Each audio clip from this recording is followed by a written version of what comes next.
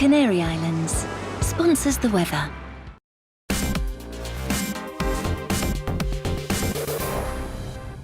Hello there, I'm Eamon. And I'm Isabel. And you're watching the GB News digital stream across the United Kingdom. And around the world.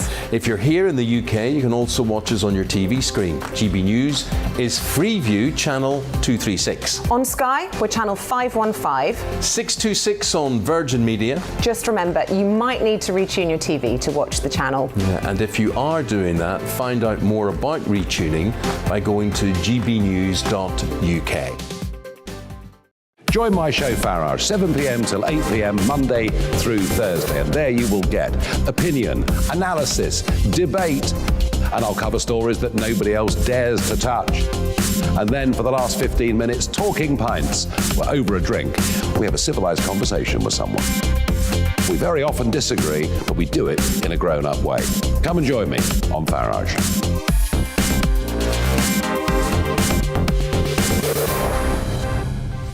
I'm Dan Wootton. Join me Monday to Thursday from 9 to 11 for the feistiest and most fun news debate on TV, where free speech reigns. I'll bring you a sharp take on the day's biggest stories, bombshell newsmaker interviews, and A-list guests.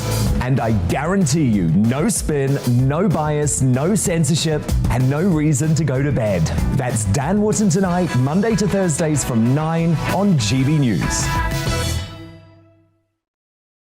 Hello there, I'm Eamon Holmes. And I'm Isabel Webster. And we hope you can join us for Breakfast with Eamon. And Isabel. You make me laugh out loud, belly laugh. Is that important first thing in the morning? Yeah, absolutely. And there's me trying to be deadly serious.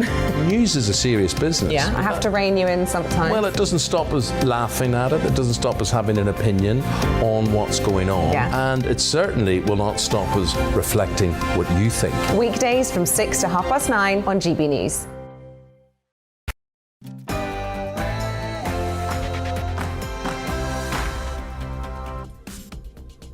Happy New Year, I'm Mark Steyn, and if you're wondering where Colin Brazier is, well, you've missed him. He did 2 cracking hours between 4 and 6, and he's all tuckered out now, and he's not going to do a third because that would be in breach of EU health and safety.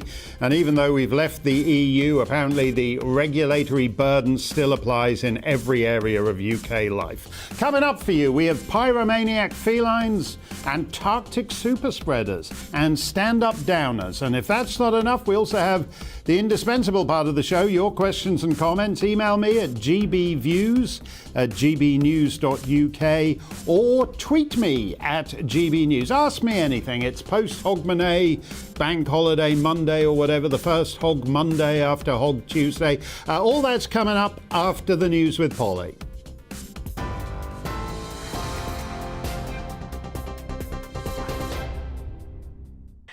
Mark, thanks very much indeed. I'm Polly Middlehurst with your latest news headlines. So the big news today in New York, a 12-page legal document which Prince Andrew's lawyers believe will end the civil sex abuse case against him has been at last made public. The 2009 settlement was between Virginia Giuffre and Prince Andrew's former friend, the convicted sex offender Jeffrey Epstein.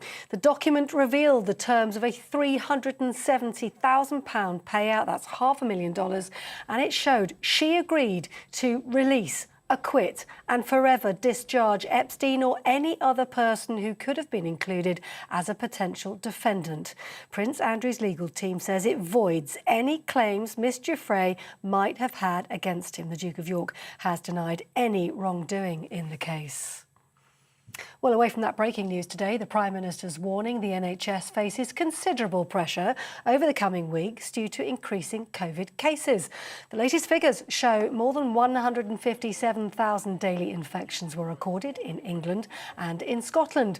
Boris Johnson's ruling out a reduction in the self-isolation period to 5 days, claiming the risk of an infectious person returning to work is just too high.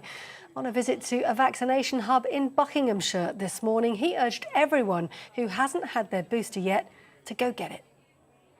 A crucial point to people who are thinking about getting their booster. There are still quite a lot of people who have had 2 jabs but haven't had the third. A third jab really does make a big difference. There are 2 million slots just this week to get your booster, so get boosted now. It can make all the difference in the world. The majority of people who are in ICU, sadly, have not been vaccinated, and certainly the vast majority, about 90%, have not been boosted. Boris Johnson. A 15-year-old boy has been charged with the murder of Zayn Aimable Lina. Zayn, also aged 15, was fatally stabbed in a park in Croydon last Thursday. The teenager was arrested on suspicion of murder late on New Year's Day. He's going to appear at Bromley Magistrates Court on Tuesday. And tributes have been paid to a 14-year-old girl who died after being hit by a car in the West Midlands on New Year's Eve. Olivia Kolek and her family described her as the brightest star in their lives. The 39-year-old man was arrested on suspicion of causing death by driving while under the influence of drugs. He's been released under investigation pending further inquiries. And here, ministers are being urged to bring in a new law that would guarantee all workers 2 weeks of paid leave after a bereavement. The SNP's Patricia Gibson is bringing forward a private member's bill to Westminster, saying it would give people time to grieve without worrying about financial pressures. That's all from me. I'm back in an hour. See you then.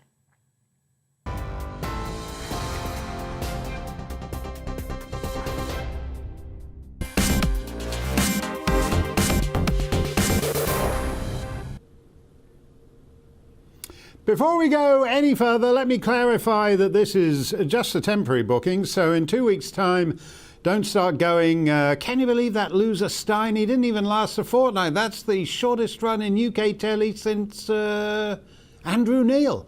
Oh, and don't suggest I'll have flounced off in a big Queenie huff, because if I'm going to do that, it'll be by Wednesday, Thursday at the latest. I'm feeling twitchy already. You know I'm supposed to have 3 curly whirlies in my dressing room every night. Anyway, I'm here till mid-January, and then we shall have an exciting new nightly show for you, which I may tell you a little bit about in the days ahead. Meanwhile, welcome to 2022, Anno Domini, in the year of our Lord, or as we should probably label it, COVID Year 3, Anno Weary. In the year of our virus, the Prime Minister was asked, is this the beginning of the end? I think that the UK is in a much stronger position than this time last year, and there's no doubt at all. And that is basically because of science and because of vaccination. I think you can take that as a no. It's not the beginning of the end. Does this look like the beginning of the end to you? From our friends in Amsterdam, riot police taking the dogs and batons to anti-lockdown protesters.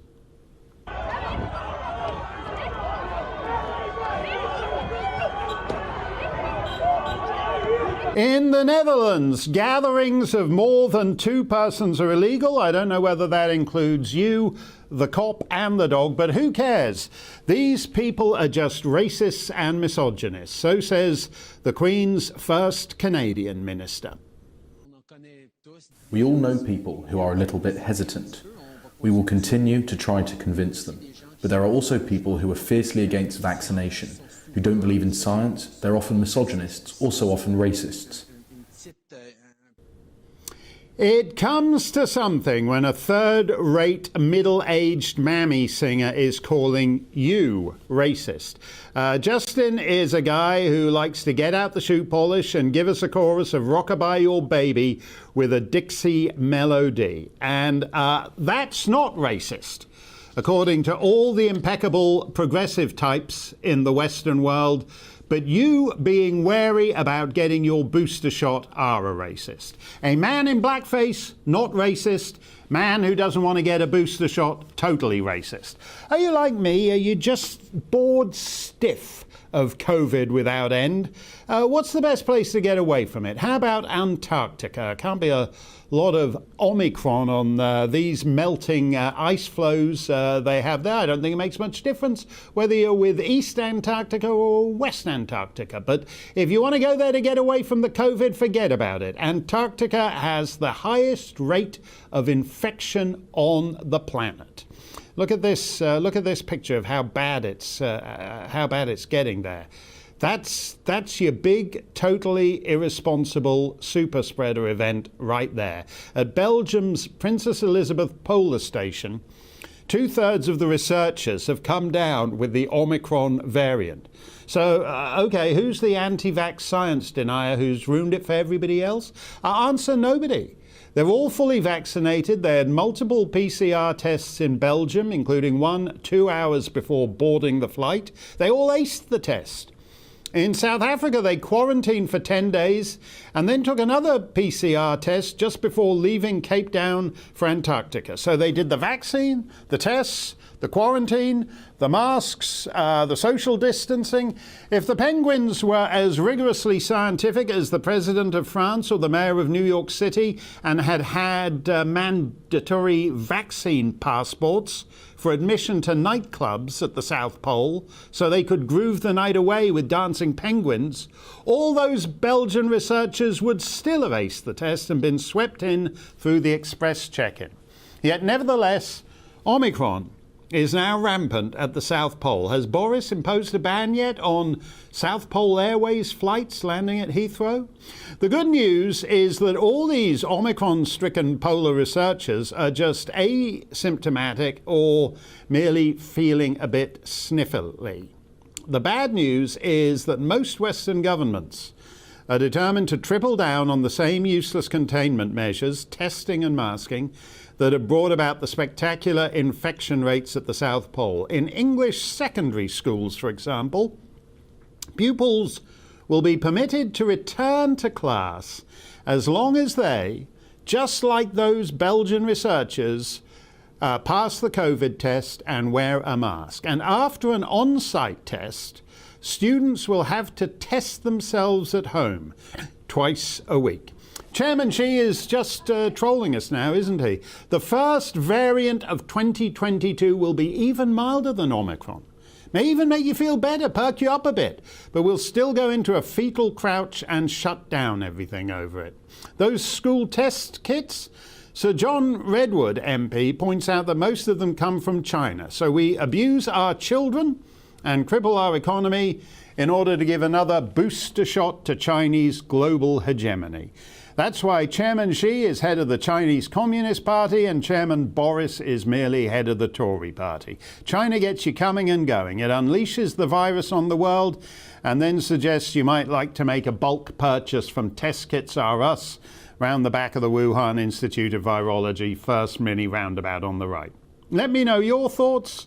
Are you sick of COVID year 3 already? gbviews@gbnews.uk, that's email, or you can tweet me at gbnews. Tim Stanley is the Daily Telegraph's must-read columnist. He had a great COVID piece in today's paper, and he joins me now. Tim, they like to say the science is behind what they're doing to our school children. I don't see any evidence for the science. You know, wearing crummy masks hanging off your nose and being tested for something that 2/3 of a fully vaccinated population can get is about as pointless as it gets. What do you make of their proposals for English schools? First of all, I'm still laughing at the idea that anti-vaxxers are racist, especially given that the British government has spent the last few months desperately trying to persuade non-white Britons to get vaccinated. But never mind. But that aside, that's actually a good point, because it's been the same issue in New York, that the people who don't want to go along with vaccine mandates are overwhelmingly members of the African American community. That's actually quite a point. And Labour MPs who were opposed to a mandated vaccine among NHS workers pointed out that if it's significant numbers of non-white NHS staff who are not taking the vaccine, then you are, through the back door, introducing systemic racism through your vaccine policy. So ironically, you end up actually being a bit more racist by trying to do this.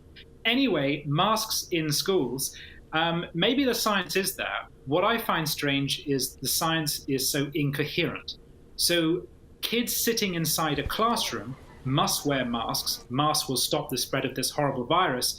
But me sitting in an office, which I'd rather not be doing, but me sitting in an office, I don't have to wear a mask. So why is one condition it's a necessity, and another situation is not a necessity. It's that kind of incoherence which causes people to doubt the so-called science. Maybe I'm not saying the science isn't there, but with kids, we know that this disease affects them less than it affects adults. They need to get back to studying. And the other strange thing about it is that under the legislation, the mask mandate for school kids is going to end on January the 26th. Well, what happens on January the 26th to suddenly make COVID so non-transmissible within schools? Is it going to go on a skiing holiday? It's the lack of coherence in the policy which I think undermines public faith in the science. There's a lot of that about, but with respect to our children, I do think they have been made the victims of this thing. I mean, to an extent, old people have, because they were walled up with the virus and left there to die unsurrounded by loved ones. But there's no doubt there's been a huge increase in mental health issues. Children are very disturbed. Children live in a hyper-present tense, so they're not like when you get to middle age and the decades just start rolling by, so a lost couple of years doesn't really mean much. For children, this has been an absolutely terrible 2 years, and we're going to be living with the mental health consequences, I think, for a generation. Why is it okay to abuse children for a disease that's actually no threat to them? It's not just mental health, it's educational development itself. Mental health, a little harder to quantify, but educational development, in some kids' cases, that they've essentially lost 2 years of study, at least in a classroom setting, and that's going to put them back just at a point at which Britain was beginning to close the gap between higher and lower achievers, just as we were beginning to deal with those structural problems of poverty and education. So that's very frustrating. Why have children been asked to sacrifice so much? It's unclear when the disease, in a way, kind of caught us a break by affecting the elderly and those with comorbidities more than kids. That ought to really be seen as an opportunity to keep life going for kids while keeping adults and much older people protected. Instead, everything was shut down for the kids. Now, one suspects that a key role in this has been played by the teaching unions, which have essentially said to the government, if you want us to go back to work, you're going to have to do things like mandating masks in schools. We all suspect that's what's really behind this. But is it really fair that the people who are least affected by the virus have, in terms of their life chances, paid the greatest price? Yeah, I think you're right to draw a distinction there, because what you're saying, I think, is that teaching by Zoom is ineffective, and going to school and being surrounded by people in masks, including the teacher, you don't pick up the social cues. Being able to see someone's face is as basic a social cue as it is. So he can't teach you, the history of the Ottoman Empire as effectively as he could if he had his mask off. That's the basic reality, isn't it? Yeah. We had a big debate in this country a few years ago about whether or not the niqab should be worn in class. Personally, I don't mind if it is or it isn't, but there was a big debate about that. And one strong argument against it was that you cannot communicate effectively in a classroom setting if your face is covered. Fast forward several years, and it turns out that debate, like so many others, mental health, the rights of prisoners, civil liberties, all these things we were told for years really, really mattered, have gone out the window.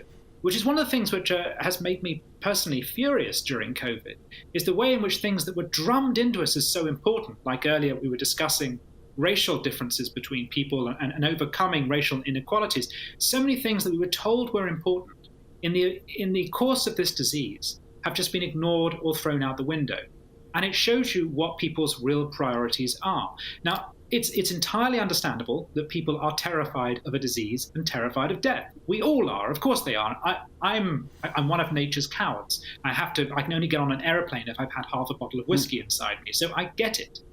But this disease is changing, it's evolving, and it looks as though Omicron is actually far milder than the previous variant. So accepting the pressures on the NHS, which is a separate policy issue, and it's to do with a lack of staffing, and it's to do with a lack of places to put people, accepting the potential pressures on the NHS, really, society should be opening up much faster than it is.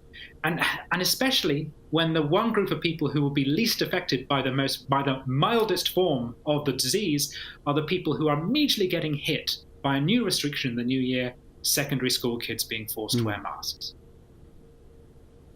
You made an interesting point just then when you said that in reference to the niqab debate, and that's certainly true in the Francophone nations, where they have been far less shy about what they order their citizens to wear. So that France, for example, banned, you can't go into a French government office and be served by someone in a niqab because they thought they couldn't do it. And Quebec, which is also Francophone, did likewise. It banned the niqab. You can't wear a niqab and work for the French government. Now, for the Quebec government. Now they've entirely reversed that. And they're actually saying facial coverings have to be worn. So there's no philosophical or ideological consistency. Is this all just about power, or is it that they genuinely have no clue what to do and they just figure that this time it's going to do the trick? Look, I think they want to slow transmission. They believe the science is on their side, that this will help, and I get that. But don't forget the British government has also chosen a subtly different strategy, one that was forced on it by backbenchers, by the resignation of Lord Frost, and by the cabinet confronting the Prime Minister. But essentially the government has decided to follow the Swedish course of having light touch regulations which rely more upon people making the right choices for themselves rather than government telling them what to do. So although I agree with you, I find all this very frustrating and authoritarian, Britain is still much freer right now than it is in Europe. And the government has also calculated that the Omicron variant is out there and you probably can't do much to stem transmissibility, which is why wearing masks in schools is so frustrating, because it doesn't fit with the rest of the policy that they're following. So in many ways, it's actually comparatively light touch. But I do think what they're trying to do is make people feel safe. There are many of us who now, it's not a question of feeling safe, but many of us have stopped caring. I don't personally care about Omicron. I get it, I get the mild cold. But there are lots of people out there who do care. So the government's trying to persuade them that they can go about safely by mandating the wearing of masks. And that's an Alice in Wonderland style situation to compel people to do something I'm not sold on how much difference it really makes, in order to make them feel safe about doing something that's probably quite safe. Yeah, that's very well put. I don't, I'd be upset if I got a variant and I died. But right now, that's the breaks. I'd rather have life back, life in full. I miss life in full, and I'll take my chances with whatever the next variant is to come along. Thank you for putting it so clearly for us there, Tim.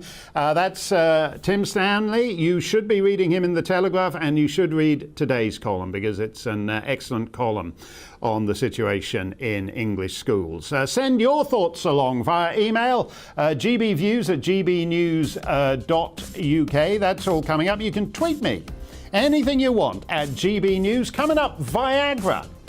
Is there anything it can cure? That's news you can use. Only from GB News, putting the lead back in your televisual pencil. Don't touch that dial. It's time to remind ourselves there's always another winter. Canary Islands sponsors the weather. So looking ahead to tomorrow's weather, and the UK is looking wet in places across the south, but brighter and colder further north. Let's take a look at the detail. Zooming into the southwest first, cloudy and damp at the beginning of the day. The rain also falling as snow across some of the moors and hills. Rain also sinking southwards across southeast England, the Midlands and East Anglia during the morning, but parts of Kent and Sussex briefly seeing some early brightness. Across into Wales, and skies should be beginning to brighten up, especially in the north, although there may be a few wintry showers around the north and west.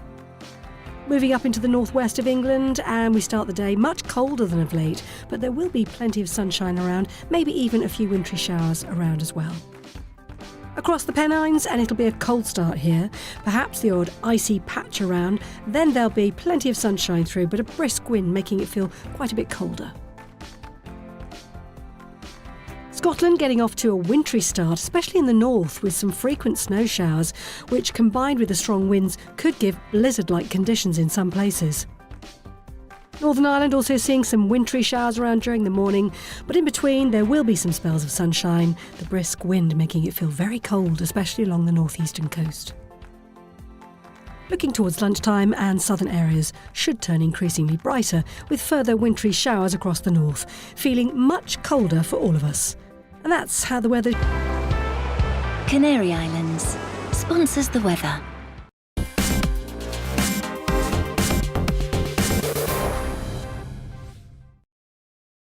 Hello there, I'm Eamon. And I'm Isabel. And you're watching the GB News digital stream across the United Kingdom. And around the world.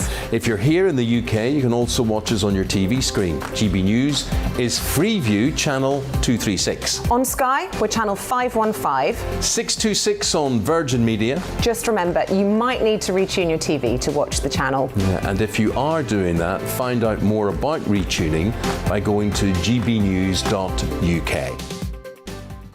Join my show Farage, 7 p.m. till 8 p.m. Monday through Thursday, and there you will get opinion, analysis, debate, and I'll cover stories that nobody else dares to touch. And then for the last 15 minutes, talking pints. We're over a drink. We have a civilized conversation with someone. We very often disagree, but we do it in a grown-up way. Come and join me on Farage.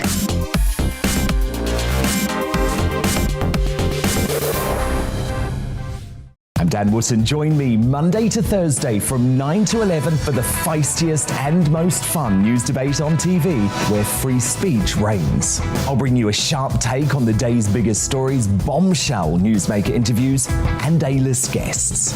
And I guarantee you, no spin, no bias, no censorship, and no reason to go to bed. That's Dan Wootton tonight, Monday to Thursdays from 9 on GB News. Hello there, I'm Eamon Holmes. And I'm Isabel Webster. And we hope you can join us for Breakfast with Eamon. And Isabel. You make me laugh out loud, belly laugh. Is that important first thing in the morning? Yeah, absolutely. And there's me trying to be deadly serious. News is a serious business. Yeah, I have to rein you in sometimes. Well, it doesn't stop us laughing at it. It doesn't stop us having an opinion on what's going on. Yeah. And it certainly will not stop us reflecting what you think. Weekdays from 6 to 9:30 on GB News.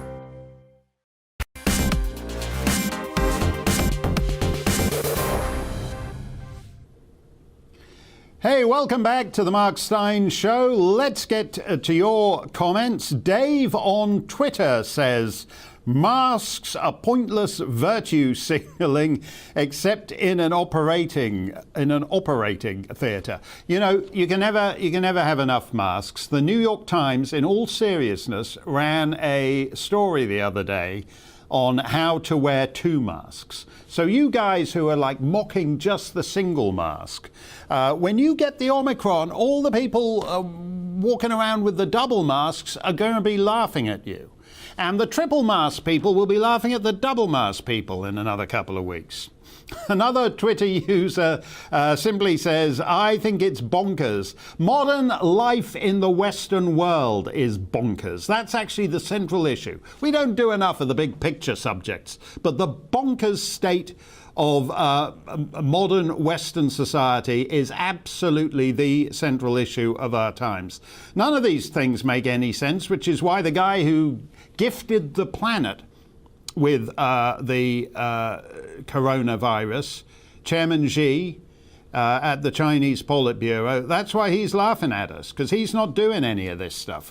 Tina on Twitter says, absolutely disgraceful. How can any child concentrate on learning when all they will be wanting is to get that thing off their face? Wearing a mask for 6 hours a day will be horrendous and will cause more illnesses and mental health issues.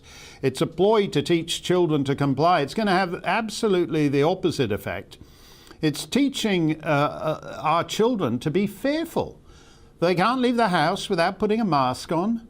And it's been going on for 2 years now, so that many younger children won't be able to remember a time when they did not have to be masked.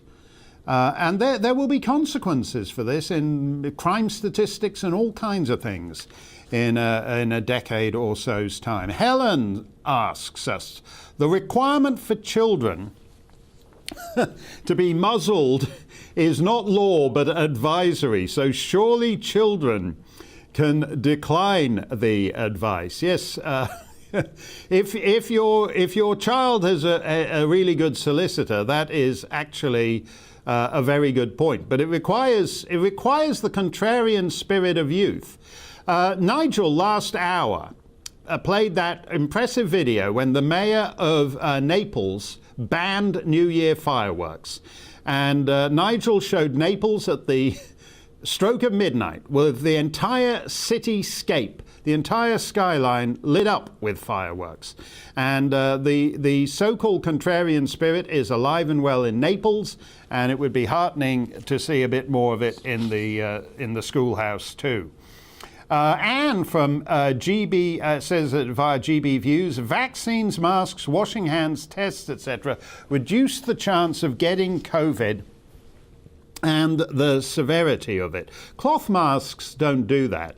You know, the term masks, 2 years into this thing, masks might have been a useful word in February 2020, but 2 years later, it's not a useful word. There's a huge difference between that tatty cloth mask that you've been wearing for a couple of years and it's hanging off your nose and it's got big pockets. The Omicron virus is holding a rave underneath that mask. Go on, pull it and take a look down. All the little Omicron variants are all dancing around and having a big old rave under that cloth mask.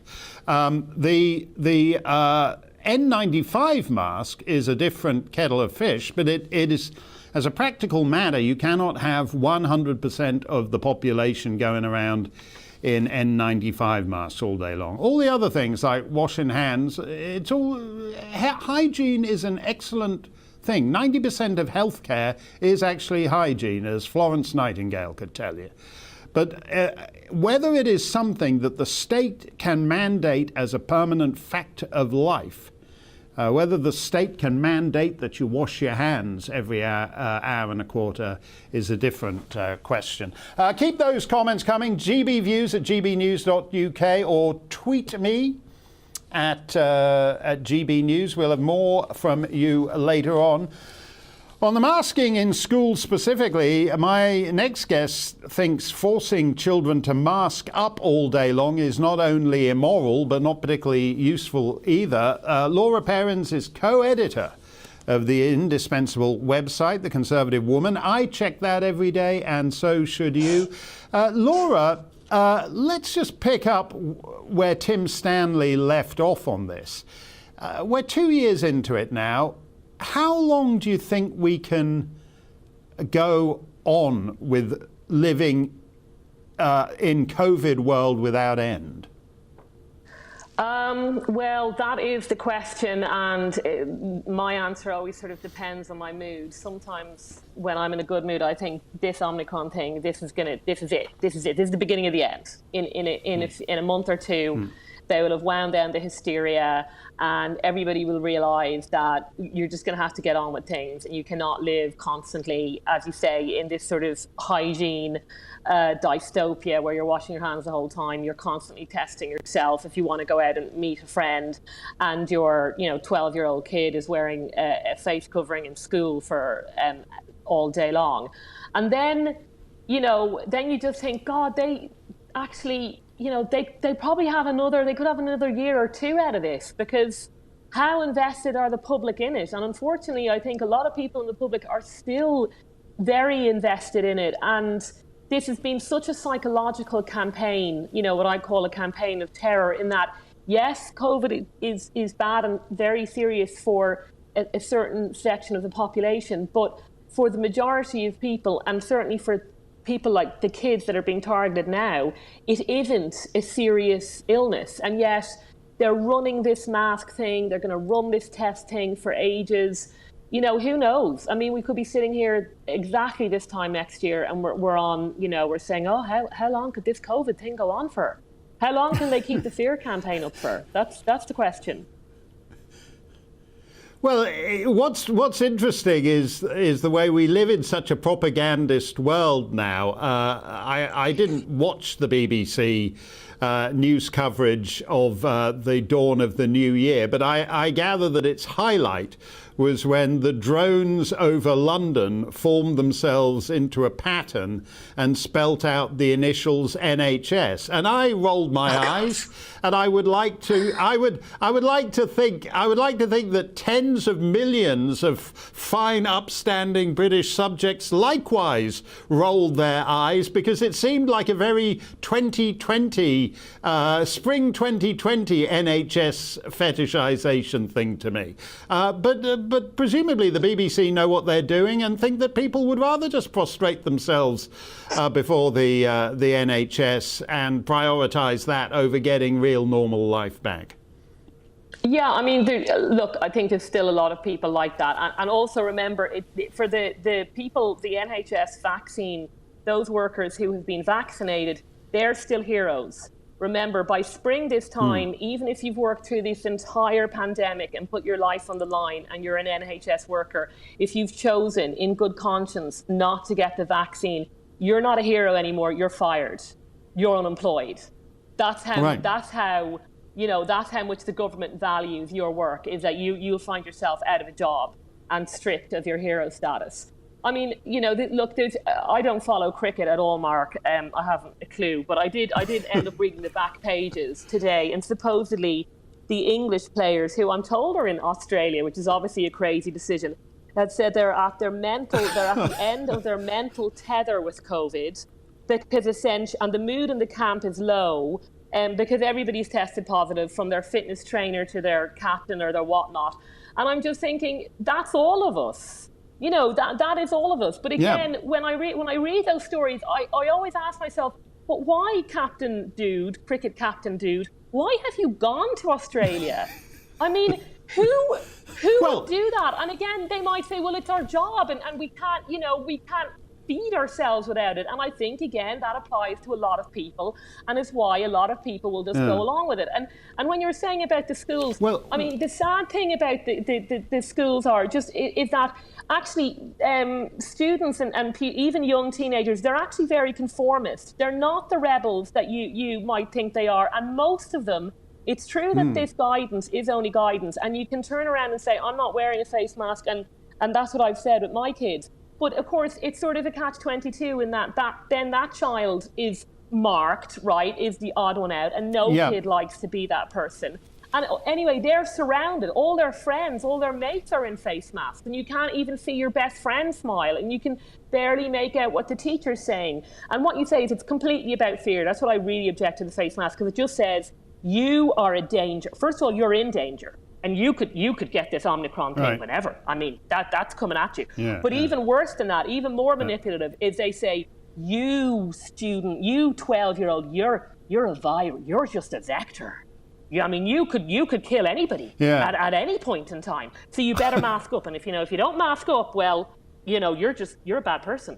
And that's what I really object to with the kids, is it's very manipulating for them.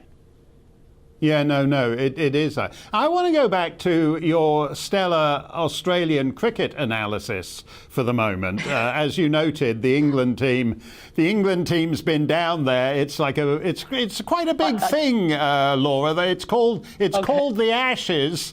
And it's quite a big thing in the cricket trophy? world. But what big trophy? Yeah, it's And the Anglo-Australian rival, well, I think they threatened actually to quit the British Empire in, I think it was the 1931 Ashes. But let's not rehearse all that. The reason I bring it up is this. Is that Australia has had one of the most lockdown regimes on the planet, and in particular, the state of Victoria is one of those states where you can't drive more than 3 miles from your home, and they've had all this kind of thing. So they've had, and even Australian citizens, if they leave Australia, have huge difficulty getting back in. I mean, most countries, whether you're talking about France or Ireland or wherever, distinguish between their own nationals and the rest of the planet. Sure. Australia doesn't. It actually bans, if you're crazy enough to leave your house and fly out of the country, you'll have huge difficulty getting back in. But they're making an exception for these prestige events. Like if Tom Cruise wants to make a movie in England, somehow the risk of Tom Cruise spreading the Omicron all over for something, you know, so necessary as Mission Impossible 47, Tom Cruise still has to be allowed to do it. Likewise with the Ashes. You know, Australia has had this very rigorous lockdown. There's not supposed to be any COVID there, but apparently the Omicron's all over the place. I mean, again, it's that two-tier aspect of it, that there's there's basically one COVID regime for the little people, and then politicians and celebrities manage to carry on jet-setting around. Well, I mean, I think there is a two-tier-ish aspect, but to be honest, Mark, I'm not sure that applies to the cricket players. I think you've got to be on, you know, Gates kind of money. You've got to be flying in and out of there on your own jet to be able to curtail those kind of rules. I mean, they seem pretty harsh, I have to say, with cricket players. I do follow, we're big tennis players, and I have been following the tennis out there, and I mean, you know, they won't let you can't play unless you've got a vaccine. So that puts Djokovic in difficulty. So I think in some ways they've been sort of using the sports guys as sort of examples. You know, we will not make any exception for you, no matter what. And I don't understand why they don't just say thanks, but no thanks. I mean, I'm not going to go to Australia where I've read that they will put you in some sort of COVID camp.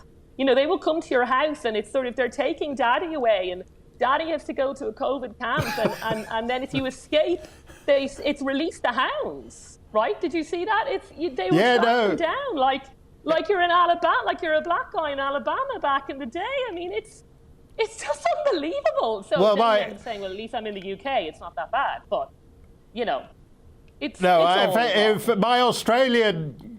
My Aussie pals keep saying, well, that's just the Northern Territory.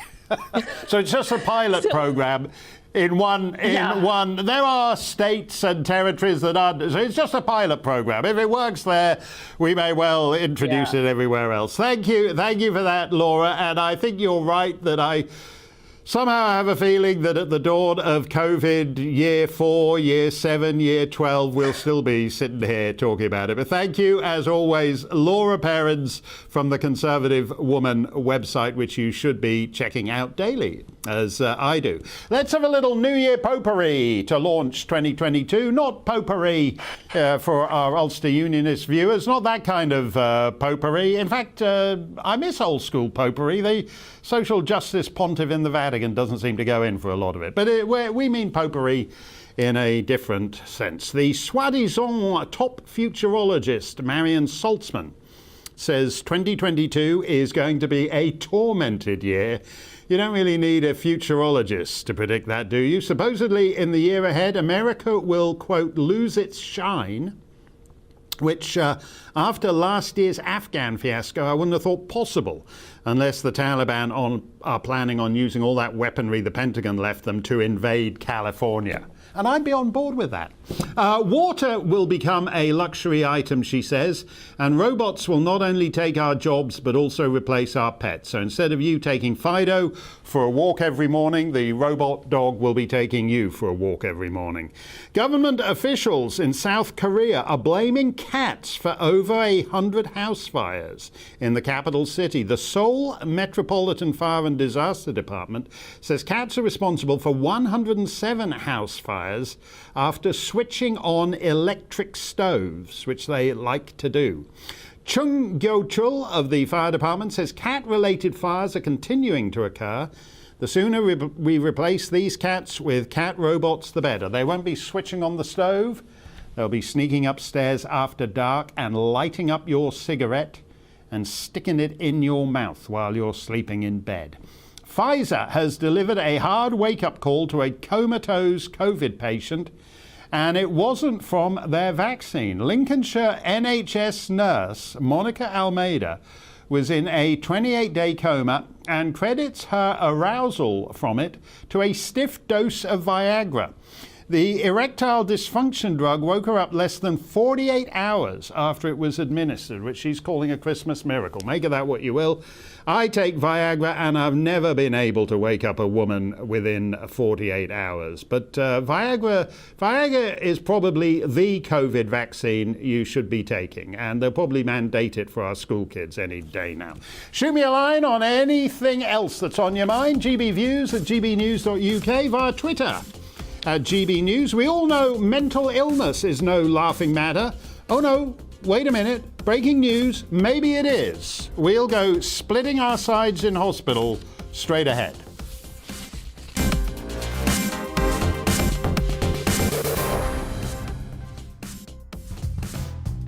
Coming up on Dan Wootton Tonight, is there any hope of saving Brits from a cost of living crisis? Tory MP Craig McKinlay, who's piling the pressure on Boris, will sit down with me. Plus, I'm joined by social media sensation and free speech champion Maya Tusi, as well as GB News stars Nigel Farage and Darren Grimes, who will be sounding off on issues that matter to you. I'll also crown a new Greatest Britain and Union Jackass and break down the day's top headlines with my superstar panel. The Conservative commentator Calvin Robinson, the Daily Star columnist Dawn Neeson, and the author and journalist Rebecca Reid. That's Dan Wootton Tonight, Monday to Thursday from 9 p.m. till 11 p.m. on GB News. Hello there, I'm Eamon. And I'm Isabel. And you're watching the GB News digital stream across the United Kingdom. And around the world. If you're here in the UK, you can also watch us on your TV screen. GB News is Freeview Channel 236. On Sky, we're Channel 515. 626 on Virgin Media. Just remember, you might need to retune your TV to watch the channel. Yeah, and if you are doing that, find out more about retuning by going to gbnews.uk. Join my show Farage, 7 p.m. till 8 p.m. Monday through Thursday, and there you will get opinion, analysis, debate, and I'll cover stories that nobody else dares to touch. And then for the last 15 minutes, talking pints. We're over a drink. We have a civilized conversation with someone. We very often disagree, but we do it in a grown-up way. Come and join me on Farage.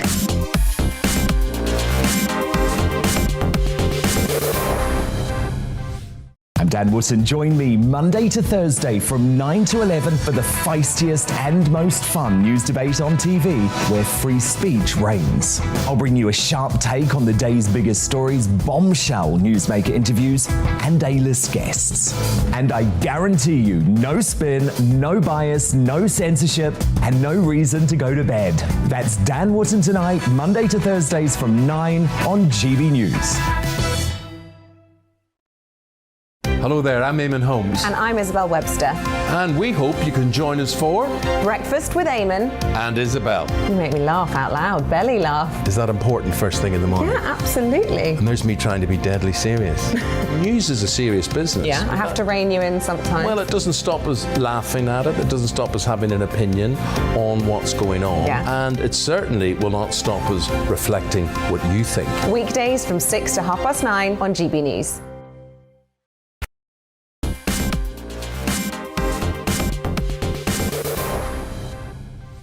Welcome back to the Mark Steyn Show. As you may have heard from Polly on the news, the agreement between Virginia Giuffre, formerly Virginia Roberts, and Jeffrey Epstein, she's the lady who's bringing a civil suit against Prince Andrew for making her have sex with him against her will. Virginia Giuffre's agreement, the settlement agreement, has been released in New York. It's one of these classic American documents. It applies, I'm quoting directly from the report here, it applies, quote, from the beginning of the world to the day of this release. So it's a fairly comprehensive document. And Prince Andrew's lawyers are going to use this to say there's no case to answer in New York because in exchange for $500,000, Virginia Giuffre agreed to waive all further claims. The wrinkle in all this is that this was the settlement in the Jeffrey Epstein lawsuit in federal court in Florida, and in federal court in New York just a few years later, they decided to charge him all over again for the matters that were the subject of this settlement. So basically, America's dirty, stinking, rotten, corrupt justice system broke its own agreement with Jeffrey Epstein and arrested him. They didn't get a chance to bring him to court because he, quote unquote, committed suicide while under the care of the same dirty, stinking, rotten, corrupt Department of Justice. So Prince Andrew is not out of the woods here, because despite the fact that she waives all claims from, quote, the beginning of the world to the day of this release, the dirty, stinking, rotten, corrupt Department of Justice, and I have no use for Prince Andrew at all whatsoever. Don't like him. Met him once, had about 30 seconds of conversation with him, didn't like him. But he should be very careful that the federal justice system doesn't say, to hell with this, we're still going to let her bring him into court. Okay, is laughter the best medicine after all? That's what they say. Trauma patients at the Lawrence Hill Health Centre in Bristol will soon have access to a 6-week course through the Comedy on Referral programme to teach them to write and perform jokes based on their experiences with bereavement, depression, PTSD and so on. Angie Belcher is the comedian in residence at Bristol University. Comedian in residence, that's quite a thing. And she's worked with health advisors to develop the course, and she joins me now. Angie, let me ask you this first of all. I'm not persuaded that by all the people who sign up for creative writing courses that you can teach writing. Can you actually teach comedy, Angie?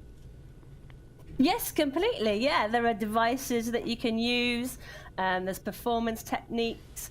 There's ways to teach people how to structure the narrative, how to give it a roller coaster ride so that you're not always on the jokes, but you're also bringing people down to pathos, then coming up to your punchlines. Yeah, completely. There's lots of different things you can do to teach people how to write and perform comedy. So these are the forms of humour, as it were. Someone has a mildly interesting thing that happened to them a couple of years ago, and you teach them how to shape that and put the dramatic arc in there so that the funny line comes at the end and all of it. I mean, that basically teaching them how to format their life experiences in joke form, as it were. Yeah, completely. Comedy comes from trauma. It doesn't come from the happy things in our life. If I told you like a really nice story about my day, then it'd be like, yeah, that's great, but what about it? And most comedians are kind of lower status comedians, so they're there looking up at the world. And so that status allows us to connect with your audience and connect with other people. And that is exactly what I'll be helping these people to do. But it's not just the tiny little things that you talk about, like the tiny little things in your life, but also some really big things that could happen in your life, like grief or mental health or breakdown, PTSD, birth trauma, all sorts of different kinds of traumas that people might bring to this course. There's a famous line by Groucho Marx. He said that an audience will laugh at someone dressed up as a little old lady falling down the stairs. But he said for a professional comedian, it has to be a real little old lady. In other words, that the real side-splitting comedy does come out of the darkest and most traumatic things. Would you agree with that? Completely, and there's different types of comedy. I mean, if you were to look on social media right now, everyone's arguing over who's the best comedian, who's the worst comedian. Everyone has a different idea for what constitutes comedy. And another thing that I'll help people to do is to find out what kind of comedian they are. And luckily, there's a whole different array. There's something to suit everyone. You've got your everyman and your Michael McIntyres. You've got your meta-narrative comedians like Stuart Lee. And part of this course will be kind of people looking and deconstructing other comedians to help find out who they want to be on the stage. And the other thing is to find out who you are on the stage. You also need to find out who you are off the stage, which is when the kind of psychotherapeutic interventions can actually help you to heal and recover from your trauma as well. When you say stage, are these patients, essentially. Are they going to be road testing this stuff in front of real audiences? For this one, that's a very good question. For this one, I've decided not to. So it's just because it's just the process of writing. However, we'll still be sharing that within the group and videoing it, and therefore still teaching performance techniques and how to use a mic, how to use your voice, your body, and your breath on a stage. But as normally I do showcase when I do workshops, but for this one, it felt, even for me, it felt like I was putting them in a really vulnerable situation. So for this particular one, which is about kind of exploring trauma, it's going to be just the process of doing it. But I'm hoping that I'll get some great feedback, because this is kind of about finding evidence for whether this works. You know what I mean? I want scrutiny on this course. I want some qualitative and quantitative evidence to come out of it. It could be that actually participants will say, oh, we want to take it to the next level, and in that case we'll maybe take it out to a theatre and do a show with it.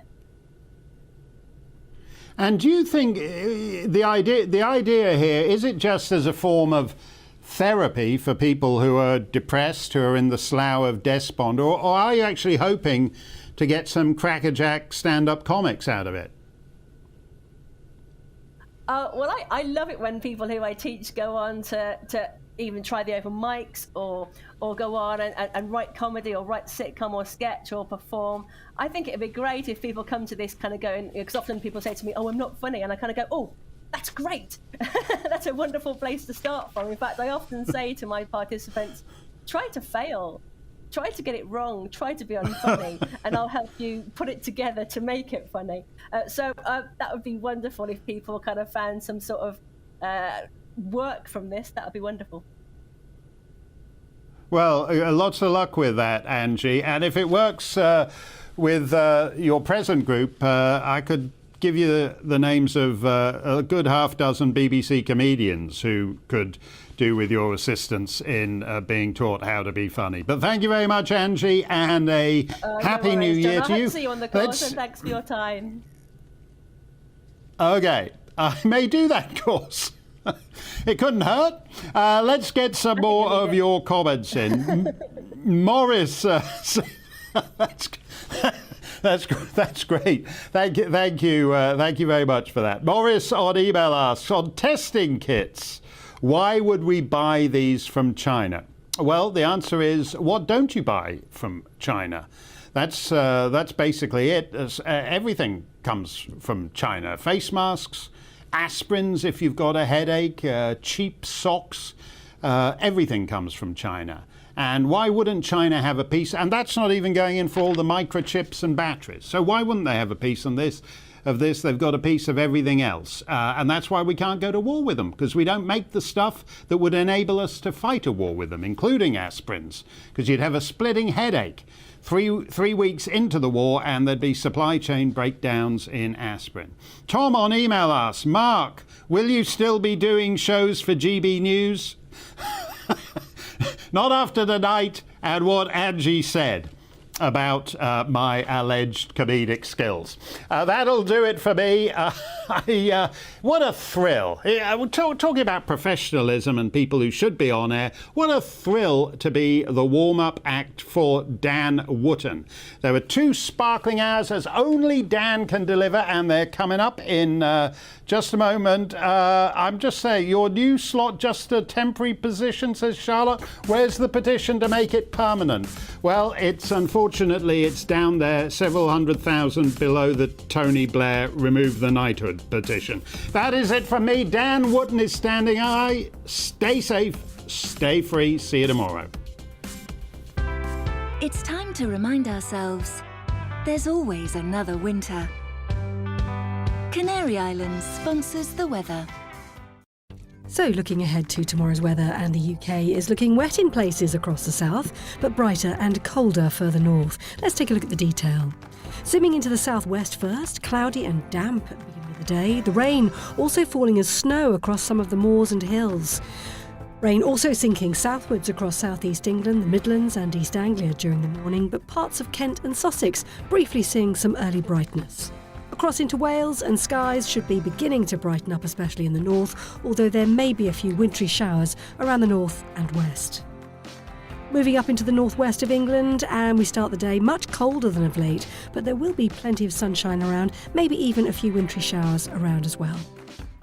Across the Pennines, and it'll be a cold start here, perhaps the odd icy patch around, then there'll be plenty of sunshine through, but a brisk wind making it feel quite a bit colder. Scotland getting off to a wintry start, especially in the north, with some frequent snow showers, which combined with the strong winds could give blizzard-like conditions in some places. Northern Ireland also seeing some wintry showers around during the morning, but in between there will be some spells of sunshine, the brisk wind making it feel very cold, especially along the northeastern coast. Looking towards lunchtime, and southern areas should turn increasingly brighter, with further wintry showers across the north, feeling much colder for all of us. And that's how the weather's shaping up during tomorrow morning. Canary Islands sponsors the weather.